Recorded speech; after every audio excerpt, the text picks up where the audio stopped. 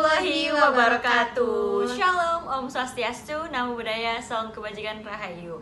Halo guys, perkenalkan nama saya Zahra Naura Kansa, biasanya dipanggil Zahra dengan NIM 240 467 4018. Dan saya Novita Vinanda Fabiani dengan NIM 240 406 74193. Kami dari Prodi Ilmu Administrasi Negara dari kelas 2024 Pada kesempatan kali ini kami akan memaparkan hasil SLR kami mengenai etika, integritas, dan pencegahan korupsi dalam lingkup ASN yang dimana itu di sektor publik. Oke, benar sekali. Dan kami menelusuri artikel jurnal internasional dan nasional bereputasi untuk menyajikan analisis berbasis data dan terpercaya.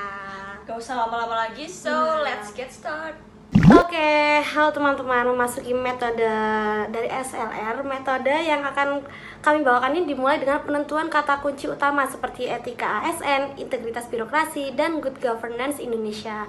Dalam pencarian artikel, kami membatasi rentang waktu publikasi dari tahun 2018 hingga 2023 untuk mendapatkan temuan yang paling relevan dengan kondisi kontemporer. Dan selanjutnya, kami juga mengkaji antara 5 sampai dengan 10 artikel jurnal terpilih yang melalui proses seleksi ketat. Kriteria inklusi utama kami adalah fokus pada manajemen sumber daya manusia atau MSDM sektor publik dan secara eksplisit membahas aspek pencegahan korupsi. Oke, sebaliknya kami menolak artikel yang tidak menyajikan data empiris atau yang kurang relevan dengan konteks birokrasi ASN Indonesia agar video yang kami bawakan ini nantinya terdapat data-data yang tercantum di akhir dan lebih jelas serta detail seperti itu. Dan yang selanjutnya kita akan membahas terkait korupsi. Pernahkah terbayang di kepala kita bahwa korupsi itu seperti virus yang menginfeksi tubuh negara?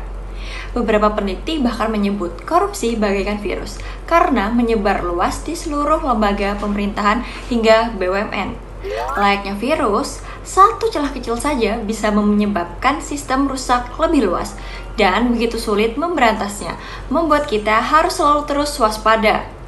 Nah, data survei dari Global Transparency International menunjukkan 92% orang Indonesia menganggap korupsi sebagai masalah besar.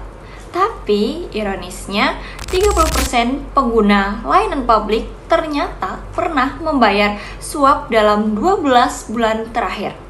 Ini berarti meski sebagian besar kita menyadari korupsi itu serius, dalam praktiknya masih banyak layanan publik yang terkontaminasi oleh suap dan gratifikasi. Kajian dari jurnal internasional dan laporan KPK menunjukkan pentingnya prinsip good governance seperti transparansi, akuntabilitas, dan rule of law pada manajemen ASN. Contohnya pada kasus korupsi besar seperti proyek EKTP yang telah menurunkan indeks persepsi masyarakat korupsi di Indonesia menjadi 34 pada CPI 2023 yang menandakan masih banyak tantangan dalam integritas birokrasi. Nah, prinsip transparansi memungkinkan pengawasan publik yang efektif, sementara akuntabilitas memperkuat pertanggungjawaban pejabat ASN. Nah, selanjutnya memasuki kepemimpinan publik. Oke, melanjutkan terkait kepemimpinan publik berpengaruh besar membangun budaya birokrasi yang bersih. Studi jurnal mengungkap bahwa pemimpin yang berintegritas menjadi contoh dalam mendorong perilaku etis dari pegawai. Nah, keprihatinan ini juga tercermin pada persepsi publik. Transparansi Internasional melaporkan skor IPK Indonesia 2024 sama dengan 37 atau peringkat ke-99 dari 180 menandakan tantangan besar masih menghadang. Survei nasional bahkan menunjukkan 37,6% generasi milenial Gen Z menempatkan pemberantasan korupsi sebagai isu utama. Data ini mengindikasikan generasi muda sangat peduli, namun kondisi nyata di lapangan menuntut tindakan lebih.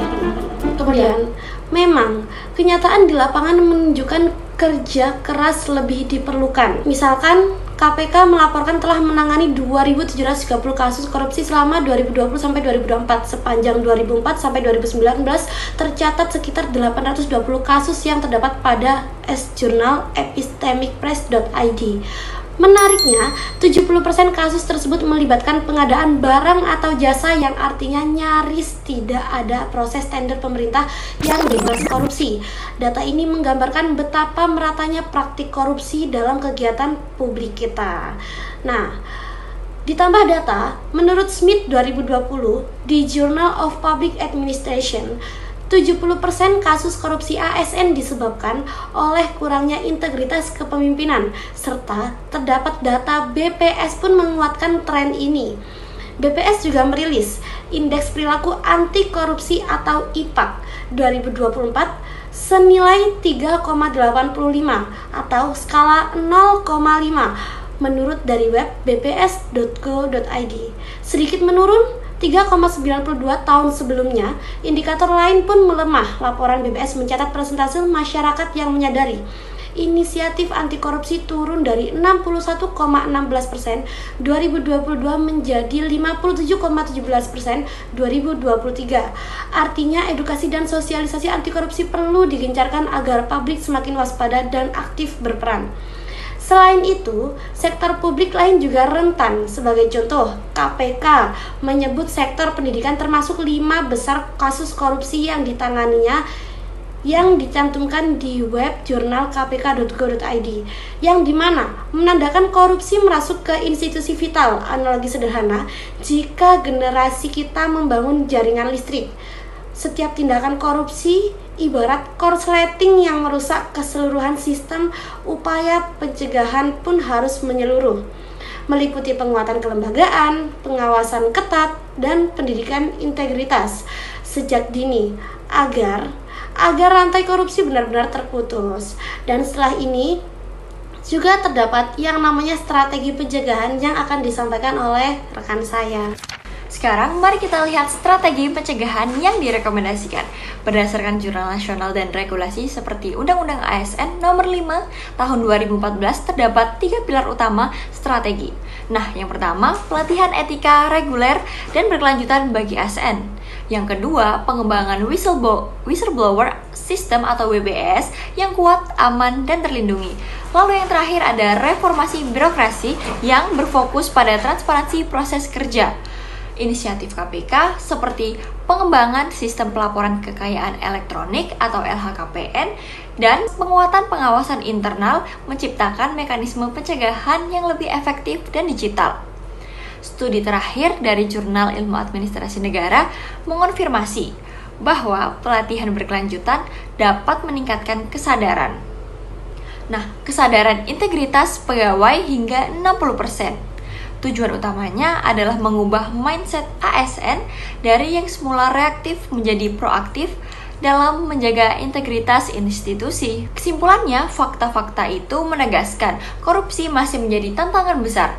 Namun, bukan tanpa harapan, KPK telah menangani ribuan kasus korupsi dan generasi muda memberi tekanan agar angka itu turun. Oleh karena itu, jika kita memanfaatkan data dan literasi anti korupsi serta bekerja sama lintas masyarakat, maka skor IPK bisa naik kembali dan kepercayaan publik pulih.